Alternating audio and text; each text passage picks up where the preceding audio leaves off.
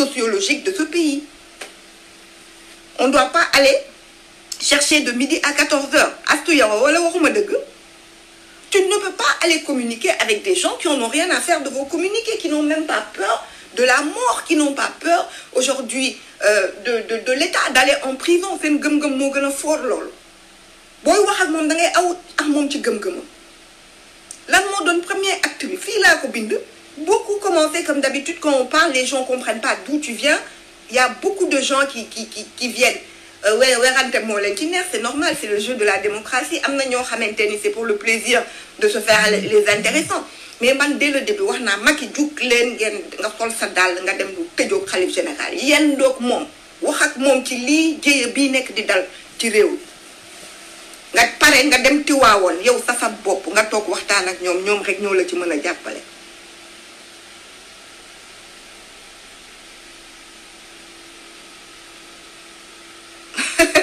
je t'inquiète pas, man ñi may fexel ci la dëkk chaque jour mais gisso nga ma man duma tontu lo xamanteni ay waxu kasaw je n'ai pas ce temps man duma gis ci yoyu sama ginnaw bi mom lu nit lu way wax sen affaire la yalla rek la gëm man gëmuma leneen sa gëm ñi leen ëppoon doole ñoo nekk xeex ma mënaluñ ma dara bobu ba légui bima nekké PDS ba légui waxuma la ay trucs c'est pas très important pour moi. Aujourd'hui, ce qui est important, bon, et je sais que c'est parce que tu m'adores, Jim. Je suis ta sœur depuis 2010, Managio, de Tchahan.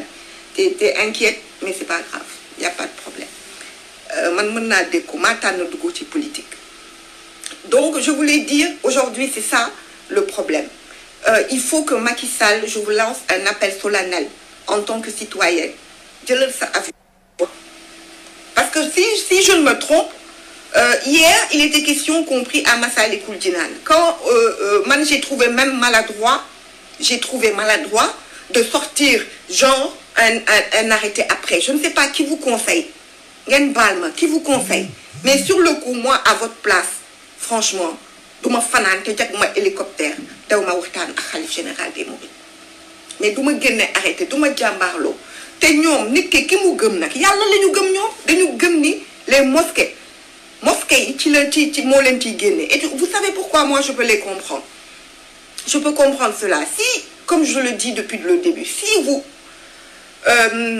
votre confinement s'adresse à l'ensemble des couches sociales dans les marchés les bus mais nan lañu nit mënuñu comprendre ñom que ñu téré julli bi damay wax rek nañuy xalaté que nous terre julli bi ba paré en même temps dans d'autres secteurs d'activité les gens font leurs activités.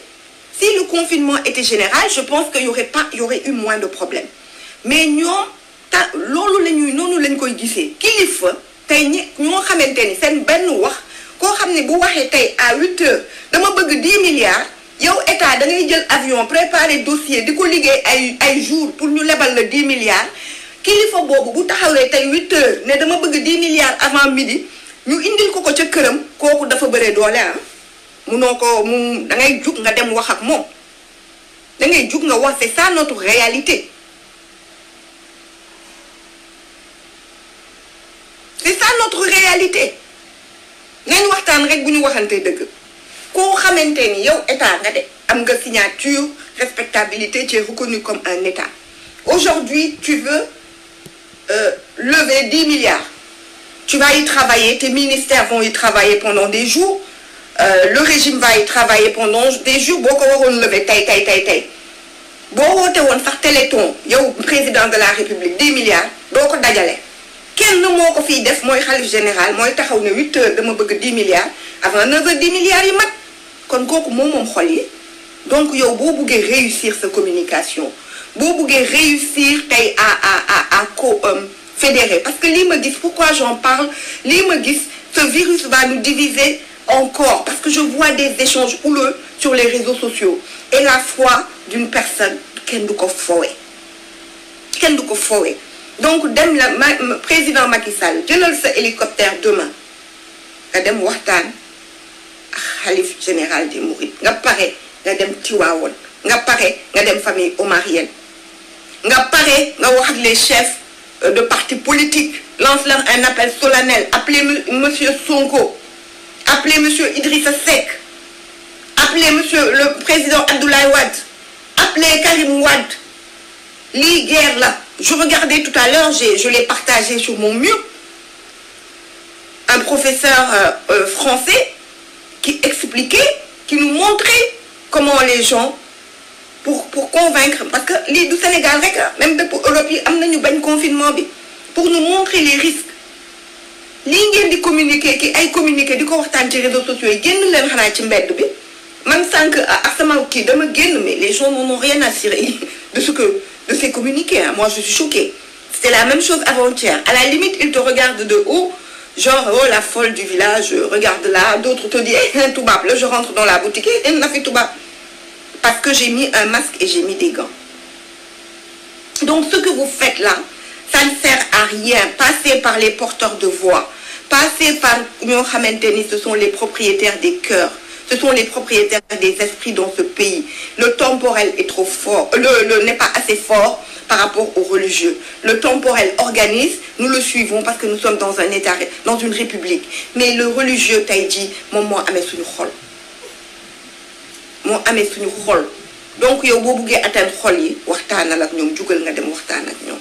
Donc, man may ñaan ñëpp rek, kuy bind sa poste itam, ngir yàlla ak yonante bi. Parce que nous ñoo wara def bayyi texit dal lu jall suñu bop rek ñu wax ko di vexer suñu ay frères ak suñu ay sœurs nañ am mesure ci lu ñuy wax nañ jëm am touti empathie ñun suñu problème au Sénégal on n'a pas d'empathie en fait nous n'avons aucune empathie les uns envers les autres c'est-à-dire que bu ñuy wax dañuy faté ni on peut blesser l'autre en s'exprimant. Les réseaux sociaux warul nek un no man's land où chacun dit des choses nonobstant la sensibilité de l'autre. Amna ñoo xamné bo buggé laal sen xol waxal dara Touba amna ñoo xamné bo buggé laal sen xol waxal dara Tivaouane amna ñoo xamné bo buggé laal sen xol waxal dara famille omarienne.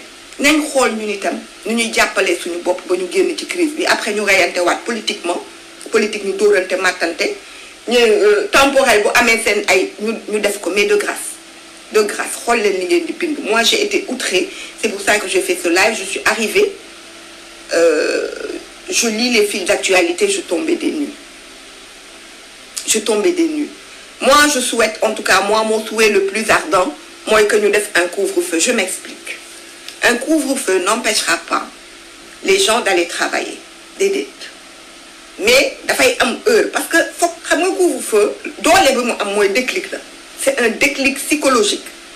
Si peuple bi yépp un couvre-feu ñu né par exemple à partir de 20h, 21h, personne ne sort jusqu'à 8h, 7h du matin. Ken du génn.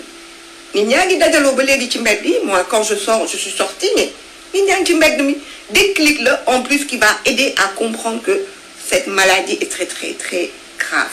Que tey jii bu xasee ba dugg ci réew amul doole sax gëm réew yu organisé des pays nga xamanteni seen structuration sociétale et administrative permettre na leen tey ñuy recenser kër par kër xam nañ ñaata nit a fa dëkk xam nañ booy génn mën nañ xam sa téléphone mën nañ ko GPS di topp ils peuvent gérer des millions de personnes ñun amuñu loolu ñun xamuñu sax ñaata nit ñooy liggéey parce que c'est le secteur informel qui domine au Sénégal donc c'est difficile à gérer.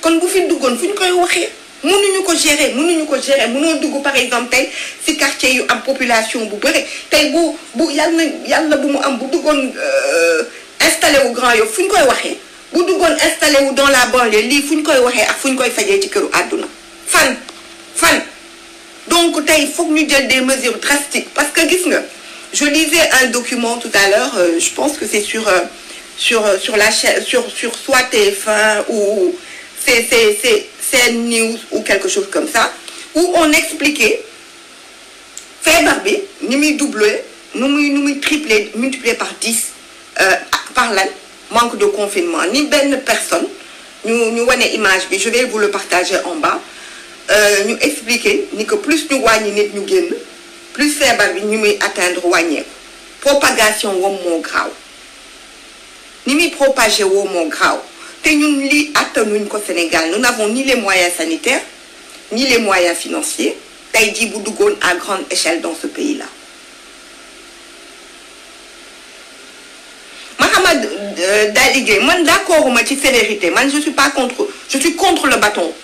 Je pense que tey jii c'est parce que on a mal communiqué, c'est ce que je dis depuis le début. Fii Sénégal dafa am ñu fi moom dafa am ñoo xamante ne lu ñu wax ñoom la nit yi di topp na président jug sol jël avion wam bu mu fanaan ci lal dem wala suba mu xëy fa dem seeti xalif général des Mourides seeti xalif général des Tiwaawo dem seeti famille omarienne wax ak ñoom àdduna yépp gis ko ñu mën a ñoo mën a wax nit ñi toog mais lii c'est en amont. Lii c'est en amont nañ dem ci loolu man je suis très inquiète quand je sors et que je vois les gens mais à la limite je suis une extraterrestre topp ma di ma ree dugg ci bouteille bi ngeen tubaab tu t'imagines les gens ne sont pas conscients vont communiquer Covid-1 Covid-2 ça s'arrête sur nos réseaux sociaux on est une population de 15 millions d'habitants nous avons 3 millions d'internautes à peu près et 1,8 million je pense d'internautes réguliers. Qu'est-ce que ça représente dans une communauté? Rien. Donc tey ñan ñoo mën a wax tey mu dugg ci xol yépp tey xam nañ leen mooy le temporel nañ leen dem seeti dem wax ak leader parti politique yi wax ak Ousmane Sonko wax ak Idrissa Seck wax ak Abdoulaye Wade wax ak Karim Wade wax ak bon les dialogues ça va être facile hein comme ils y sont mooy dëgg. te ñun may ñaan ñëpp bàyyi leen wax yi ngeen di waxante ci réseaux sociaux yi lii bu mu ñëw diviser ñu tiital ñu nara jël suñu àdduna nara nekk vraiment une épée de Damoclès dans nos têtes ba pare mu ñuy diviser entre nous bool balaa ngeen di bind xool leen ni li ngeen di bind mën na gaañ nit foofu la ñu toll ça peut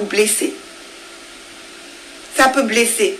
Président Macky Sall aller vers le couvre-feu mais pas je rappelle couvre-feu du nit ñi ñu toog seen kër mais dañuy limiter simplement dans le temps dans une journée les sorties les rassemblements tey jii boo génn leen ngeen doxantu moi en revenant mais les gens sont dehors hein tranquillos hein ça waxtaan ça ataaya ça tapante dans les rues hein.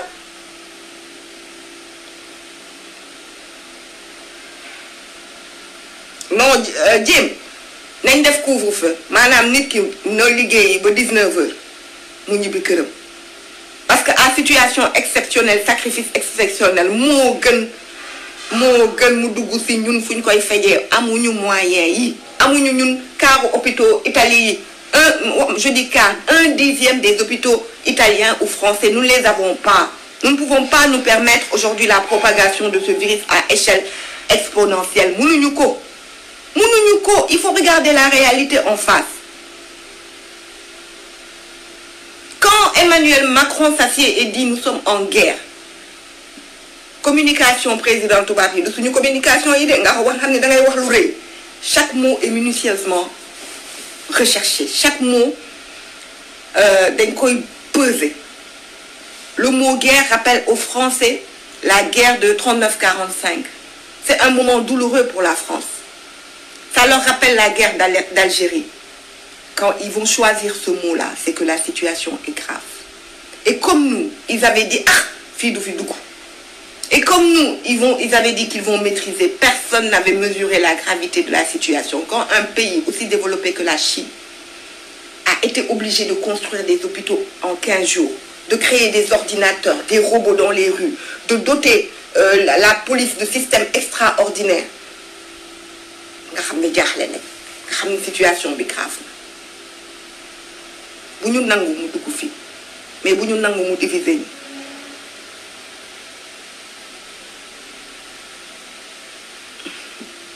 bu ñu nangu loolu génnee leen ci bopp nit ñi yooyu ma bëgg